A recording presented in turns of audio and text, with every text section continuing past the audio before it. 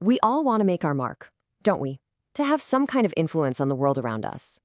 But what if I told you that the secret to changing everything out there actually starts with a story you're telling yourself right in here? That's exactly what we're going to dive into. I want you to think about something. We all have this sort of movie that's always playing in our head. You know, it's the story of you. And that story, it's the director of your life. It controls how you act, how confident you feel, even what you believe you're capable of. But here's the big question. What if that script, that movie in your head, is actually the very thing that's holding you back? Well, that's exactly what we're going to get to the bottom of today. All right, so first up, let's get a little curious about those internal scripts we all have running. It all boils down to this idea of our personal narrative. So what is that? Well, it's the ongoing story you tell yourself about who you are, what you can do, where you fit in the world. It's woven from, everything, our experiences, our identity, our culture. It feels totally real, right? But here's the catch. It's not always telling you the whole truth. And this is where it gets really interesting. See, lurking inside that personal narrative are these little gremlins. They're called limiting assumptions. These are the negative parts of your story, the ones that whisper all the things you can't do. You know the voice I'm talking about, the one that says, "Oh, I'm not a public speaker," or "Nobody really cares what I have to say anyway." Yeah, I'm sure some of these sound familiar, right? I'm still new at this, my experience doesn't really count, they probably don't want to hear from me. The thing is, these aren't facts. They're just stories we've decided to believe. And man, are they putting up roadblocks in front of us. So you gotta wonder, how do these assumptions get such a tight grip on us? Let's pull back the curtain and look at the mental trap that actually builds them. And, more importantly, how we can escape it. Okay, so here's a wild thought. We tend to think we see the world exactly as it is, but we don't. Not even close. We see it through a filter that we've created. And there's a really cool model that shows exactly how this happens. It's called the Ladder of Inference. And what's just fascinating about this ladder is how fast we climb it. I mean, look at these steps. We start with some raw data, some observation. But then, bam, in a flash, we select some of it, add our own meaning, make an assumption, and jump straight to a conclusion that then dictates what we do next. It happens in a split second, totally unconsciously. And that's the trap. The psychologist Chris Argyris, who came up with this, warns that when we just climb this ladder on autopilot, we end up creating this dangerous feedback loop. It's like a vicious cycle.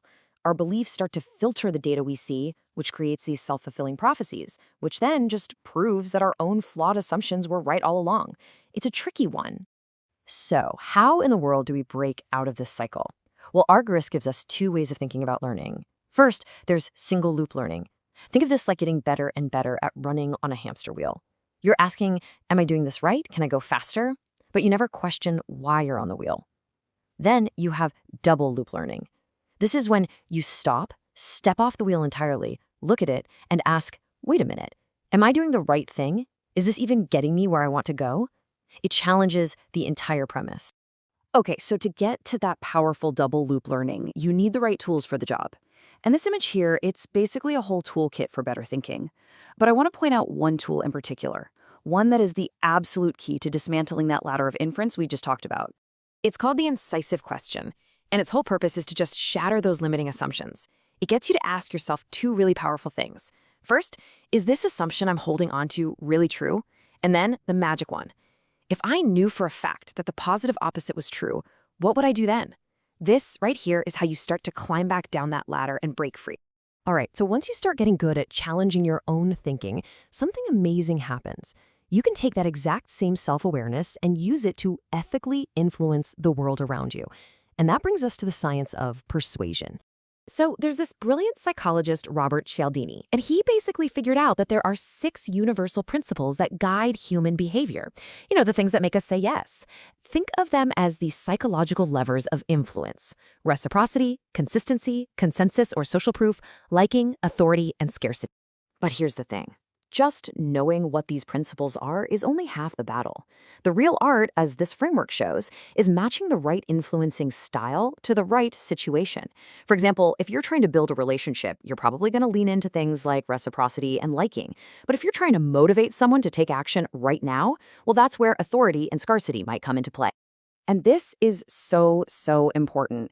The key takeaway here is that effective influence is not about having one go-to style that you always use. It's about having the self-awareness to read the room, understand the person you're talking to, and adapt your approach. What works for one person might totally backfire with someone else. Okay, so we've talked about our internal world, challenging our assumptions, and our external world, how we influence others. So how do we connect these two things? Let's tie it all together with one final, really simple but powerful model. I want you to picture your life as 3 concentric circles. Right in the middle, that's your circle of control. These are the things you have direct power over, your actions, your mindset. The next circle out is your circle of influence. These are things you can affect, but you don't totally control them. And then way on the outside is the circle of everything else. All the stuff you believe is just completely out of your hands. And one of the first things we all love to throw into that outer, everything else circle? Time. We say it all the time, right? There's just not enough of it. We treat it like it's a law of physics, something that's totally and completely outside our control. But is it? Is it really? This is where everything we've talked about comes together. The real work is to take that incisive question we learned about and challenge that limiting assumption. Ask yourself, is it really true that I have no control over my time? What if time doesn't belong in that outer circle? What if you could pull it into your circle of influence? Who would you need to persuade? Which influence style would work best? See, when we challenge our assumptions, we can literally redraw the boundaries of our own reality. We can pull things from that impossible outer circle into the realm of the possible. So really, the only question left is for you. What's the story you're telling yourself? And what's the one limiting assumption you're going to challenge today to start expanding your own circle of influence?